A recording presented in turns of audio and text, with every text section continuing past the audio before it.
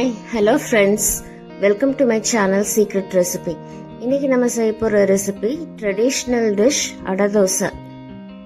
இதுக்கு தேவையான இன்கிரீடியன்ட்ஸ் அரிசி, துவரம்பருப்பு, வெங்காயம், சீரகம், கருவேப்பிலை, ரெட் சில்லி, பெருங்காயம். இந்த அடை தோசை நம்ம பருப்பு சேர்த்து செய்யறதுனால இது புரோட்டீன் ரிச் ஃபுட்டா இருக்கும்.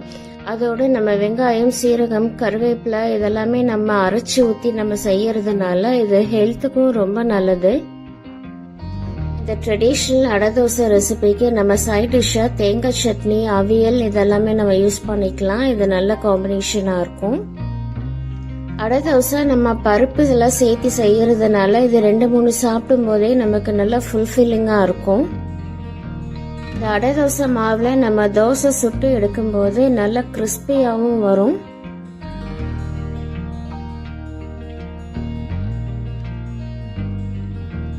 இப்போ இந்த ட்ரெடிஷ்னலான அடை தோசை ரெசிபி நம்ம மாவை எப்படி ப்ரிப்பேர் பண்றதுங்கிறத நம்ம இப்ப பார்க்கலாம்.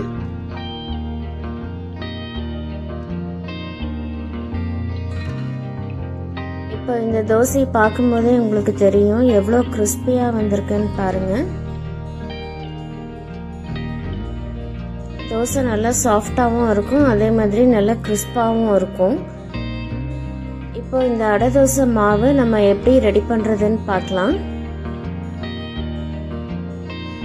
நான் இப்போ 1 கப் அரிசி எடுத்திருக்கேன். நான் சாதத்துக்கு போடுற அரிசி தான் நான் எடுத்திருக்கேன். நீங்கள் இட்லி அரிசி கூட எடுத்துக்கலாம், இட்லி அரிசிலையும் நல்லா வரும். நான் இப்போ இந்த கப்பில் 1 கப் அரிசி நான் எடுத்திருக்கேன். அதே கப்பில் நம்ம துவரம்பருப்பும் நம்ம எடுத்துக்கலாம். இப்போ இந்த 1 கப் அரிசிக்கு நான் 1/4 கப் துவரம்பருப்பு நான் எடுத்துக்கிறேன். அதே கப்பில் நான் துவரம்பருப்பு எடுத்திருக்கேன். நான் இப்போ 1/4 கப் எடுத்திருக்கேன். இந்த அரிசியும் துவரம்பருப்பும் ரெண்டும் சேர்த்து நீங்கள் ஊற வச்சுக்கோங்க. ஒரு 4 மணி நேரம் நல்லா ஊற வச்சுக்கோங்க. நீங்கள் இந்த பருப்பு கூட கடலை பருப்பு, உளுந்து இதெல்லாம் கூட நீங்கள் சேர்த்தி பண்ணலாம், அதுவும் நல்லா இருக்கும். நான் இப்போ உங்களுக்கு சிம்பிள் இன்க்ரீடியன்ஸ் வச்சு தான் நான் இப்போ உங்களுக்கு காமிக்கிறேன். இப்போ அரிசியும் துவரம்பருப்பும் 4 மணி நேரம் நல்லா நான் ஊற வச்சுட்டேன். இப்போ இதை நான் மிக்சியில் போட்டு நான் அரைச்சிக்கிறேன். நான் கொஞ்சமாக இருக்கிறதுனால நான் மிக்சிலேயே நான் போட்டு அரைச்சிக்கிறேன். உங்களுக்கு நீங்கள் நிறைய போட்டிங்கன்னா நீங்கள் கிரைண்டரில் போட்டு நீங்கள் அரைச்சி எடுத்துக்கோங்க. இப்போ நான் அதை மிக்சிக்கு ட்ரான்ஸ்ஃபர் பண்ணிடுறேன். இப்போ இதை நான் மிக்சியில் போட்டுக்கிறேன். மிக்சியில் கொஞ்சம் கொஞ்சமாக போட்டு நம்ம இதை அரைச்சி எடுத்துக்கலாம்.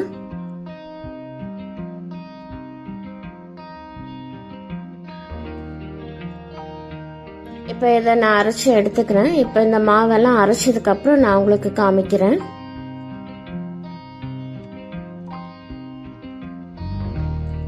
இப்போ நான் மாவை அரைச்சி எடுத்துட்டு வந்துட்டேன். இப்போ நம்மளோட மாவு ரெடி ஆயிடுச்சு. இப்போ இந்த மாவு கூட மற்ற இன்க்ரீடியன்ஸ் எல்லாம் நம்ம மிக்ஸ் பண்ண போகிறோம். இப்போ இது அப்படியே இருக்கட்டும். இப்போ வெங்காயம், சீரகம், கருவேப்பிலை இதெல்லாமே சேர்த்து நம்ம மிக்சியில் அடிச்சுக்கலாம். இந்த மாவு கூடயே நம்ம சேர்த்துக்கலாம். இது அப்படியே இருக்கட்டும். இப்போ அடுத்த ப்ராசஸ் நம்ம பார்க்கலாம். ஒரு ஜாரில் நான் 15 to 20 வெங்காயம், சின்ன வெங்காயம் நான் எடுத்து வச்சிருக்கேன். 2 கட் பண்ணி வச்சிருக்கேன். நான் அதை அந்த ஜாரில் நான் சேர்த்துக்கிறேன். கூட 2 ஸ்பூன் சீரகம் சேர்த்துருக்கேன்.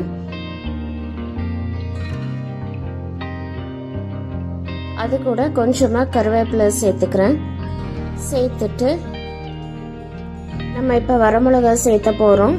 நான் 5 வரமிளகா நான் தண்ணியில் ஊற வச்சு வச்சுருக்கேன். இந்த மாதிரி நீங்கள் தண்ணியில் ஊற வச்சு நீங்கள் மிக்சியில் போடும்போது நமக்கு சீக்கிரமாக அரைப்பட்டுரும். நான் இப்போ 5 வரமிளகா நான் சேர்த்துருக்கேன். உங்கள் காரத்துக்கு ஏற்ற மாதிரி நீங்கள் சேர்த்துக்கோங்க. சேர்த்துட்டு இதெல்லாமே நம்ம சேர்த்து மிக்சியில் அரைச்சி எடுத்துக்கலாம். நான் தண்ணி ஊற்றாம தான் நான் அரைக்கிறேன். இப்போ இதை அரைச்சதுக்கப்புறம் நான் காமிக்கிறேன்.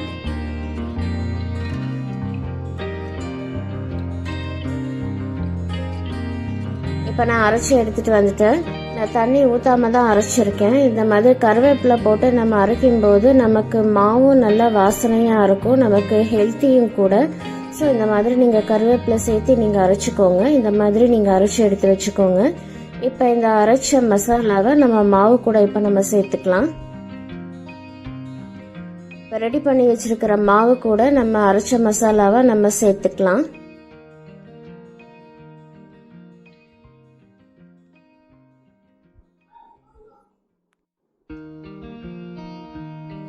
சேர்த்துட்டு இதை மிக்ஸ் பண்ணிக்கலாம். இப்போ இது கூட நம்ம பெருங்காயம், உப்பு நம்ம சேர்த்த போகிறோம்.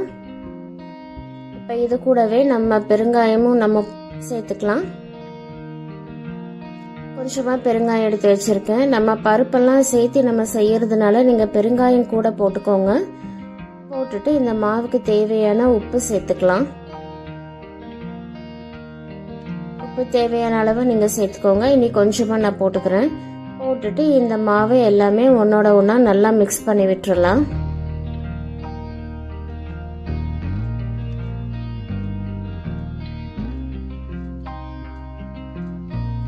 இதை நல்லா கலந்து விட்டுக்கோங்க. அப்போ நமக்கு உப்பெல்லாம் ஒரே மாதிரி நமக்கு மிக்ஸ் ஆகும். நமக்கு அடை தோசை மாவு எப்பவுமே கொஞ்சம் கெட்டியாக தான் இருக்கும்.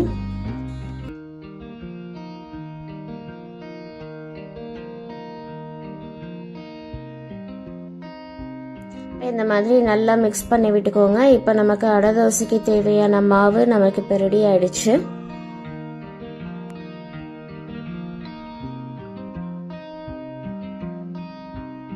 இந்த மாதிரி நல்லா மிக்ஸ் பண்ணி வச்சுக்கோங்க.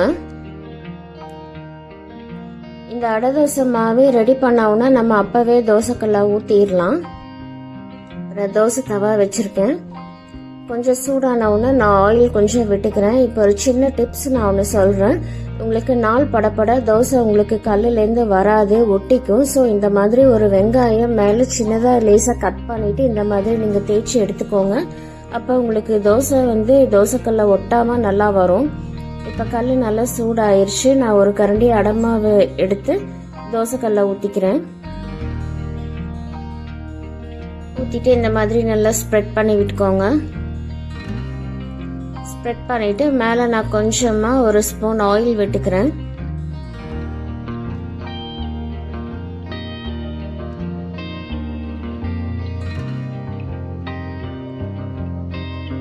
இது பருப்பு சேர்த்து செய்யறதுனால இது வேகிறதுக்கு கொஞ்சம் நேரம் எடுக்கும். ஸோ நீங்கள் மீடியம் ஃப்ளேமில் வச்சு நீங்கள் தோசை சுட்டு எடுத்துக்கோங்க. நீங்கள் ஹை ஃப்ளேமில் வச்சிங்கன்னா தோசை சீக்கிரம் கரிஞ்சிரும், வேகாது. அதனால நீங்கள் மீடியம் ஃப்ளேமில் வச்சு நீங்கள் சுட்டு எடுத்துக்கோங்க. இப்போ இந்த சைடு ஆயிடுச்சு. நான் அடுத்த சைடு திருப்பி போட்டுக்கிறேன்.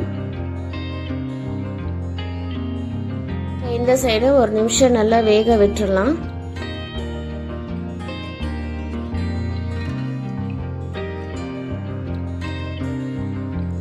இந்த மாதிரி ஒரு கரண்டியில் நல்லா இந்த மாதிரி தேய்ச்சி விட்டுக்கோங்க. ஓரத்தில் எல்லாம் நல்லா அப்படியே அழுத்தி விட்டுக்கோங்க. அழுத்தி விடும்போது நமக்கு எல்லா சைடும் ஒரே மாதிரி வேகும்.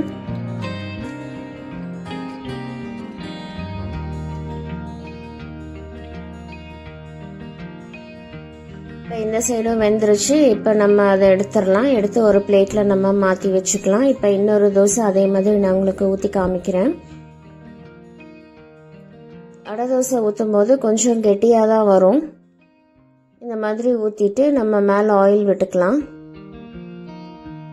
உங்களுக்கு எந்த எண்ணெய் விருப்பமோ நீங்கள் அந்த எண்ணெய் நீங்கள் யூஸ் பண்ணிக்கலாம். நான் கடலெண்ணெய் யூஸ் பண்ணியிருக்கேன். தோசைக்கு நல்லெண்ணெயும் நல்லாயிருக்கும். நீங்கள் அதையும் நீங்கள் யூஸ் பண்ணிக்கலாம்.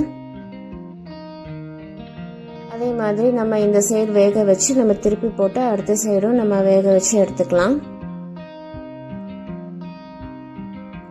பருப்பு சேர்த்து நம்ம செய்யறதுனால கொஞ்சம் பொறுமையாக தான் நம்ம வேக வச்சு எடுக்கணும். ஸோ இப்போ இந்த சைடு வெந்துருச்சு. நம்ம அடுத்த சைடும் அதே மாதிரி நம்ம திருப்பி போட்டுக்கலாம். போட்டுட்டு இந்த சைடும் வேக வச்சு எடுத்துக்கலாம். சைடில் எல்லாம் நல்லா ப்ரெஸ் பண்ணி விட்டுக்கோங்க. அப்போ தான் நமக்கு ஒரே மாதிரி வேகும்.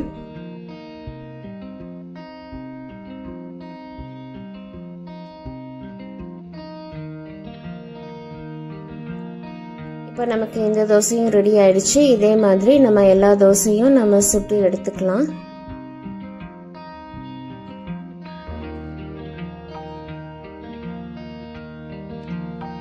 இதை எடுத்து நம்ம ஒரு பிளேட்ல மாற்றி வச்சுக்கலாம். ஸோ ஃப்ரெண்ட்ஸ், நம்மளோட அடை தோசை ரெடி ஆயிடுச்சு. பாருங்க எவ்வளோ கிறிஸ்பியாக இருக்குன்னு பாருங்க. நமக்கு இதை பார்க்கும்போதே தெரியும் எவ்வளோ கிறிஸ்பியாக வந்திருக்குன்னு. இந்த அடை தோசை கூட நம்ம தேங்காய் சட்னி, கார சட்னி இதெல்லாமே இதுக்கு ரொம்ப நல்லா இருக்கும். இந்த தோசை நம்ம பருப்பு சேர்த்து செய்யறதுனால ப்ரோட்டீன் ரிச் ஃபுட்டாக இருக்கும். அதோட நம்ம வெங்காயம், சீரகம், கருவேப்பிலை இதெல்லாம் நம்ம சேர்த்து செய்யும்போது இது ரொம்ப ஹெல்த்தியான பிரேக்ஃபாஸ்ட் ரெசிபி. ஸோ ஃப்ரெண்ட்ஸ், இந்த ரெசிபி எல்லாருமே ட்ரை பண்ணி பாருங்கள். இந்த ரெசிபி உங்களுக்கு பிடிச்சிருந்தா சீக்ரெட் ரெசிபி சேனலுக்கு லைக் பண்ணுங்கள், ஷேர் பண்ணுங்கள், சப்ஸ்கிரைப் பண்ணுங்கள். கூட பெல் ஐக்கானை கிளிக் பண்ணுங்கள். ஸோ தட் என்னோட நோட்டிஃபிகேஷன்ஸ் எல்லாமே உங்களுக்கு வந்துடும். Thank you. Take care. Bye bye.